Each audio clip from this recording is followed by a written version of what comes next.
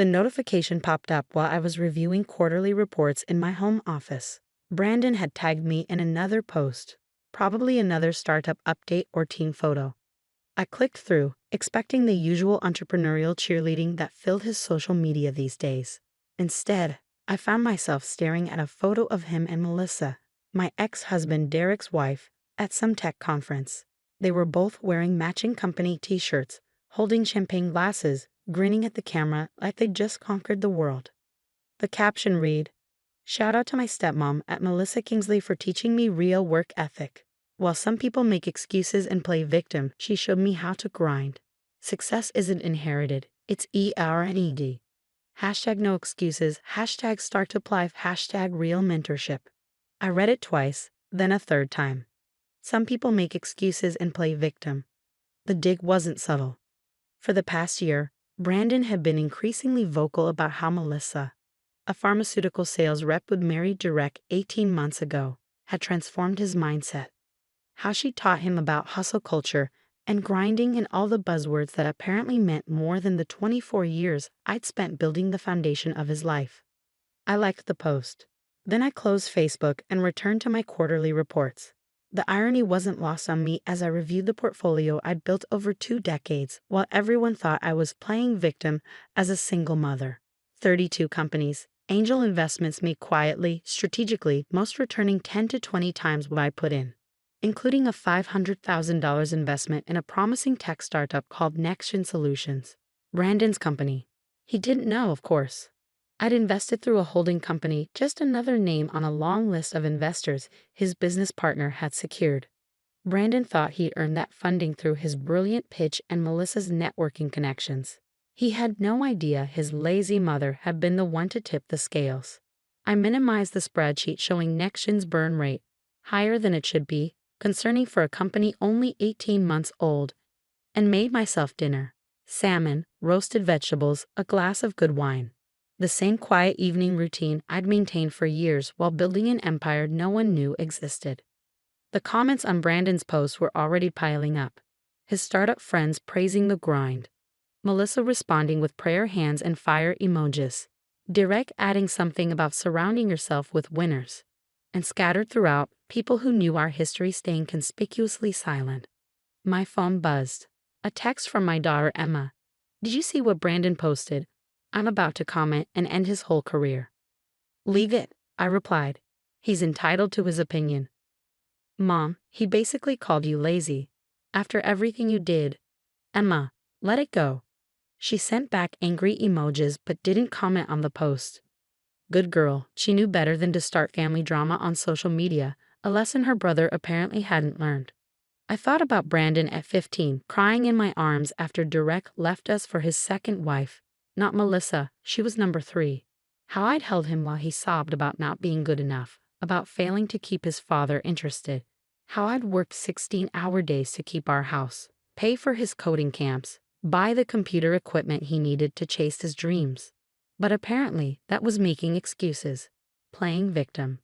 The next morning, I had a scheduled call with Peter Chen, managing partner at Apex Ventures and the lead investor in NextGen Solutions. Peter and I went way back. I'd been one of his first LP investors when he started his fund 15 years ago.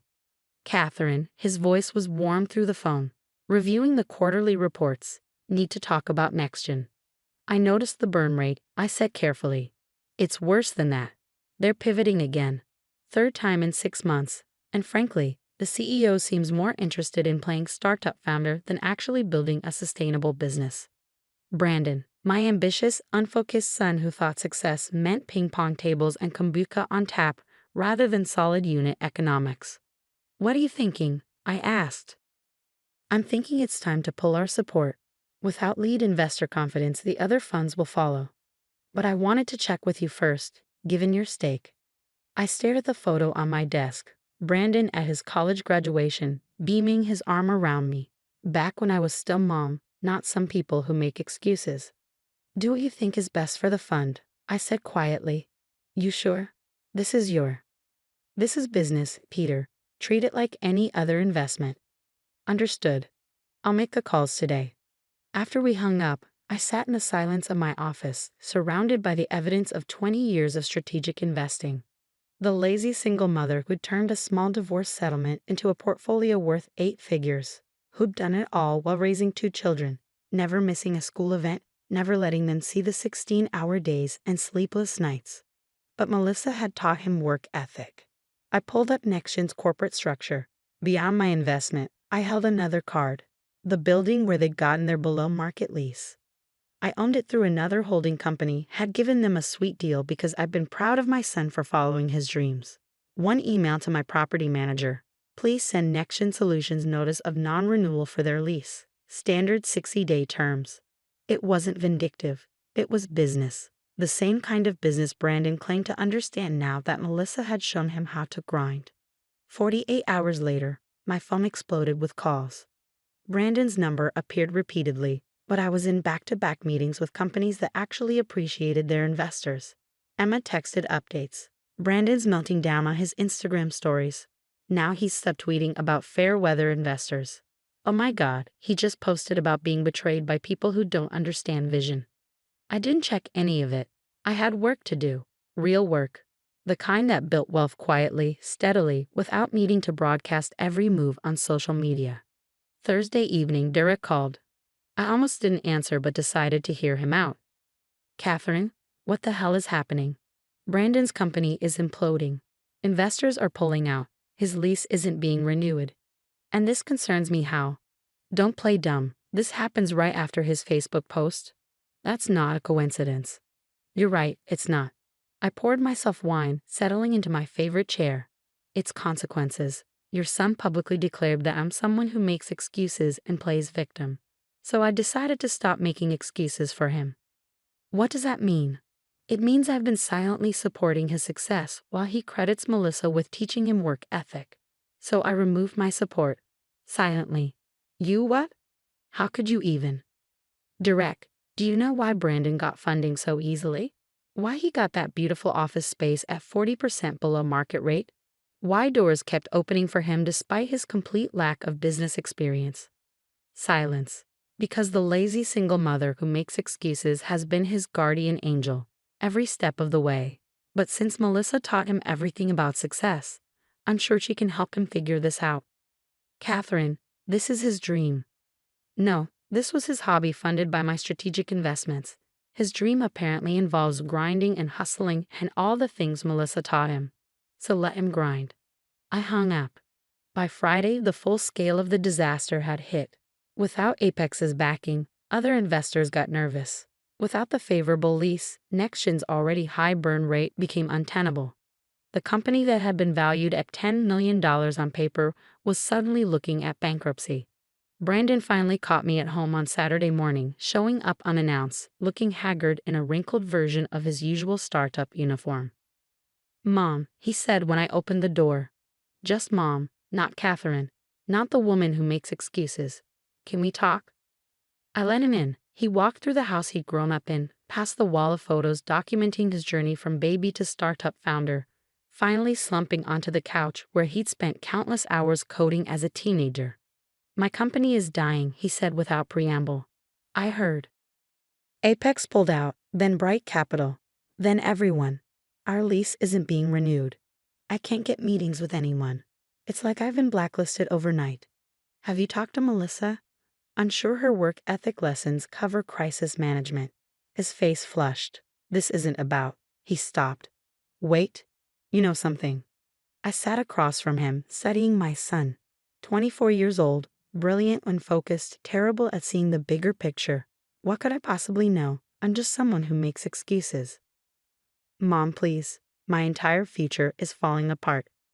No, Brandon, your house of cards is falling apart. There's a difference. What does that mean? I stood walking to my office. He followed, and I heard his sharp intake of breath when he saw my real workspace. Multiple monitors showing portfolio dashboards, investment documents spread across the desk, a wall of pitch decks from companies I'd funded. What is this? This is what 20 years of making excuses looks like. I pulled up Nextion's investor list, highlighting Silvergate Holdings. Recognize that name? He shook his head. That's me, Brandon, your lazy mother who plays victim. I invested $500,000 in your company. The color drained from his face. You? What? The building you're about to lose? Also mine. The below market lease. My gift to my son who was too embarrassed to tell people his mother was the reason doors kept opening. I didn't know. Of course you didn't know. You were too busy learning about work ethic from a woman who's never built anything. Too focused on grinding to notice that your mother had already ground for 20 years. He sank into a chair. The Facebook post. The Facebook post, I confirmed. Where you thanked Melissa for teaching you work ethic while implying I was lazy. Where you broadcast to the world that I make excuses and play victim. I didn't mean. Yes, you did. You've meant it every time you've rolled your eyes when I mentioned being tired. Every time you've compared my quiet success to Melissa's loud ambition. Every time you've acted like my career was something to overcome rather than something to admire. So you destroyed my company. I removed my support from your company. There's a difference. If your business can't survive without secret backing from the person you publicly disrespect, then it wasn't much of a business. This is my life, Mom, my dream. No, Brandon, this was my investment. Your dream was playing startup founder, taking pictures in your office, posting about the grind, building a business that burns through $1 million a year while generating $100,000 in revenue.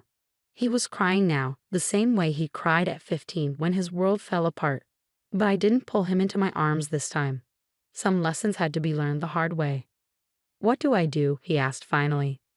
You start over, without my help, without my connections, without my money. You want to grind? Grind. Build something real, something sustainable. Learn actual work ethic, not the performative kind you post about on social media. How? The same way I did. One 16-hour day at a time. One small win building to the next. No safety nets, no secret investors, no below-market leases. Just work. And if I fail, then you fail, and you learn, and you try again. That's what people who don't make excuses do. He left an hour later, humbled and hurt, but perhaps finally understanding. The next week, he took down all his social media posts about grinding and hustling. He got a job, a real job, not a funded founder position, at a tech company that expected actual results. And Melissa? She disappeared from his life as quickly as his startup funding. Turns out teaching work ethic was less appealing when there was actual work involved. 6 months later, Brandon called me from his tiny shared apartment, excited about a new idea. A real business this time, with actual revenue plans and sustainable growth projections. I want to show you my business plan, he said, not for money, just for advice, from someone who actually built something from nothing. I'd be happy to look at it, I said. Mom, I'm sorry. For the post. For the last few years. For not seeing what was right in front of me. I know. How long did you know about my company? Before you invested. From the day you had the idea, I admitted. I've been watching, supporting, clearing obstacles you never even saw. That's what mothers do, even the ones who supposedly make excuses. Especially those ones, he said quietly. The new business? It's actually promising. Built on solid fundamentals instead of hype. No ping pong tables or kombucha on tap, just a good product solving a real problem. I might invest again someday, through Silvergate Holdings, of course. But this time, he'll know exactly who's betting on him. The same person who always has, even when he was too blinded by buzzwords and bad mentors to see it. His lazy mother, who turned making excuses into making millions. Who played the longest game while everyone else was posting about the grind. Some people build in public, documenting every small win and perceived slight. Others build in silence, letting their results speak when the time is right. Guess which one actually teaches work ethic? Brandon knows now. It only costs him everything to learn it. But then again, the best lessons usually do.